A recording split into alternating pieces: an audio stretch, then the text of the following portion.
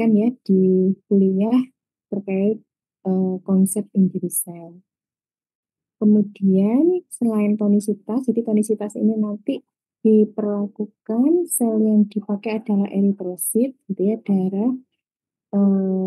Kemudian diperlakukan dengan melakukan variasi konsentrasi pada ada gula maupun ada garam.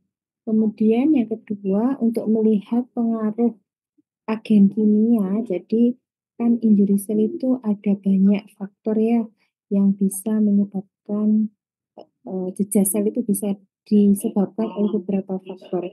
Ada agen kimia, ada fisika gitu ya, kemudian mikrobiologi dan sebagainya. Yang dipraktikkan besok itu terhadap pengaruh agen kimia. Jadi agen kimia yang digunakan nanti adalah pelarut-pelarut ya. Jadi berbagai jenis pelarut yang memiliki beda polaritas. Nah, untuk yang pertama itu mengetahui pengaruh tonisitas terhadap sel darah ya. Nah, di sini eh, dilakukan variasi konsentrasi pada zat tersebut gitu ya. Jadi ada 10 tabung di mana masing-masing tabung di sini akan diisi oleh larutan-larutan yang memiliki perbedaan konsentrasi gitu ya. Nanti adik-adik jadi menyediakan 10 tabung begitu. Masing-masing tabung dilakukan pelabelan gitu ya. Untuk tabung pertama itu hanya diisi oleh air. Jadi Aquades 10 mili. Artinya di sini ya konsentrasinya tidak ada gitu ya. NaCl-nya nggak ada. Kemudian yang tabung kedua, ketiga dan seterusnya nanti ngikutin ini ya apa namanya formula yang ada di tabel. Nah, pencampuran air atau Aquades yang berbeda-beda di masing-masing tabel dari NaCl. Jadi nanti NaCl yang disediakan itu adalah NaCl 2% gitu ya. Jadi nanti harus dihitung konsentrasi masing-masing tabung. Kalau yang tabung satu pasti kan tidak ada NaCl-nya ya, sehingga di sini ya tidak ada ya konsentrasinya. Kemudian yang kedua, di sini bisa kita masukkan rumus ya. P1 kali M1 sama dengan P2 kali M2. Jadi volume pertama itu kalau di sini mungkin kesepakatan saja. Yang satu itu adalah NaCl 2%. Sehingga di sini V1 yang dimasukkan berapa? 1 mili. M1-nya 2% atau 0,02. V2 itu adalah Aquadesnya gitu ya. Nah, nanti Aquadesnya berapa gitu. Nah, totalnya, konsentrasi total atau konsentrasi NaCl terakhir itu kan berarti volume totalnya itu kan 9 tambah 1, jadi 10 kali M2. Sehingga konsentrasi yang kedua itu adalah 0,2%. Sehingga nanti ini harus kalian hitung gitu ya, untuk mencari konsentrasi NaCl yang sudah ditambahkan dengan Aquades. Ini nanti akan berbeda-beda. Jadi ini sudah ada rumusnya ya, pakai rumus pengenceran. Kemudian dari sini kita harus tahu dulu larutan NaCl itu kalau misalnya konsentrasinya dikatakan isotonis, itu adalah berapa larutan NaCl ini konsentrasinya ya?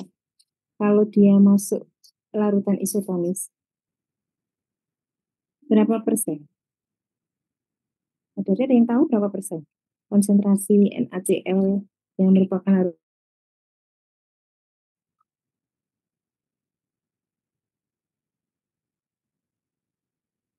Halo, berapa persen? 0,9% dokter. 0,9% gitu ya. Jadi isotonis itu 0,9%. Nanti dari hitungan tabung ini nanti mana yang konsentrasi secara teoritisnya 0,9%. Artinya dia adalah larutan isotonis. Nanti kalau kurang dari 0,9% itu adalah larutan hipotonis. Kalau lebih dari 0,9% itu artinya larutan hipertonis. Sehingga kalau yang tabung kedua ya otomatis dia adalah hipotonis. Nah, perlakuannya, jadi perlakuannya itu kan ini ya, apa namanya, kita masukkan, jadi kita masukkan sel darah ke dalam tabung masing-masing ini ya.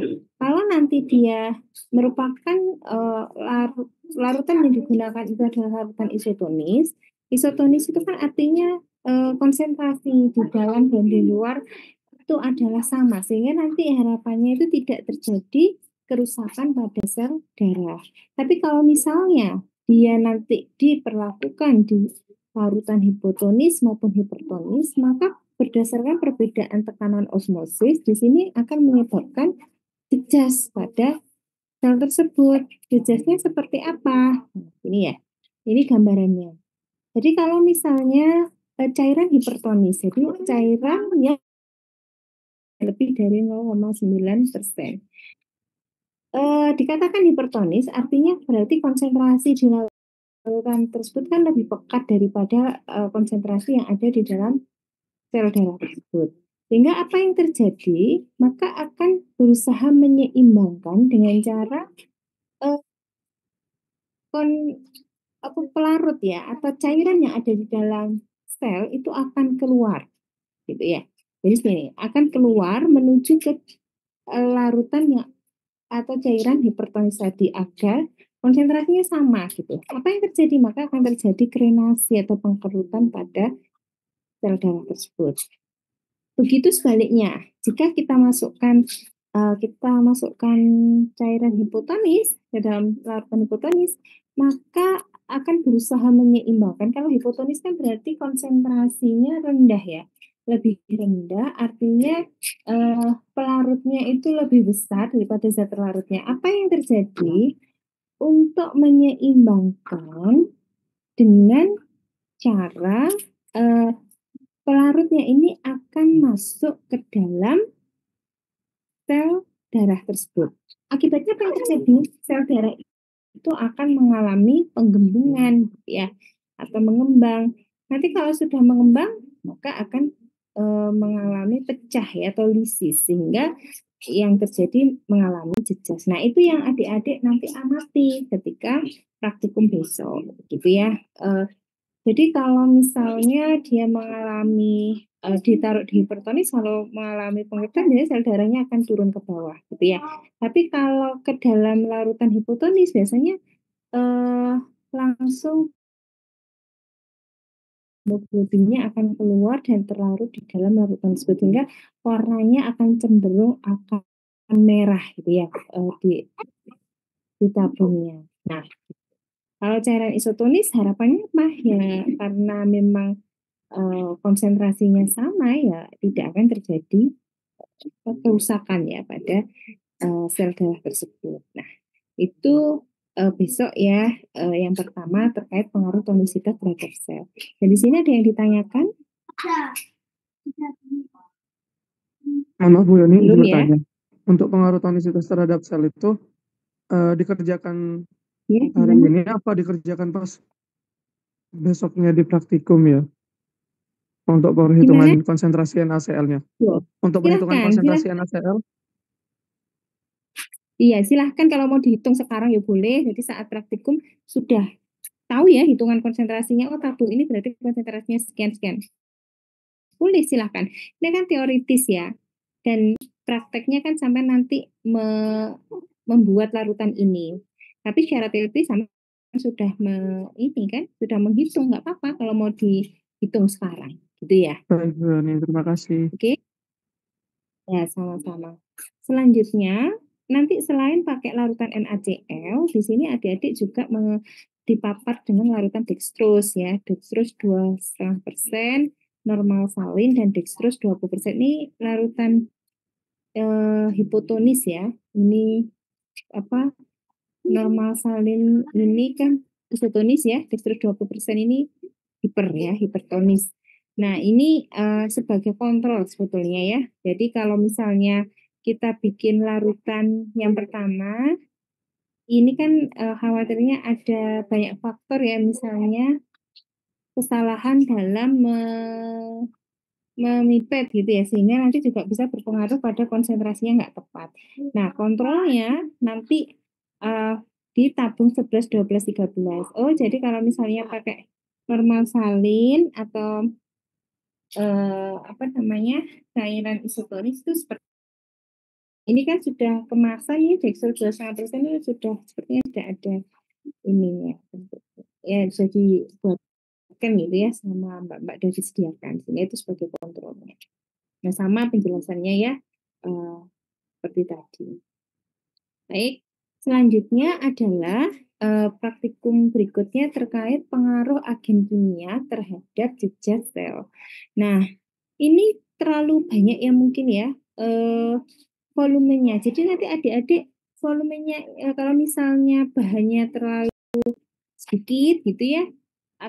Ini kan kalau 10 mili itu banyak ya, bisa di separuh resep. Kalau separuh resep itu begini. Jadi nanti kalau tabung 1 itu aquadesnya 10 mili, maka di sini kalau separuh resep ya 5 mili gitu ya. Kalau tabung 2-nya itu misalnya aquadesnya 9, separuh resepnya 4,5 sama 0,5. Nanti hitungannya tetap konsentrasinya sama gitu ya. Mungkin saya sarankan separuh resep saja karena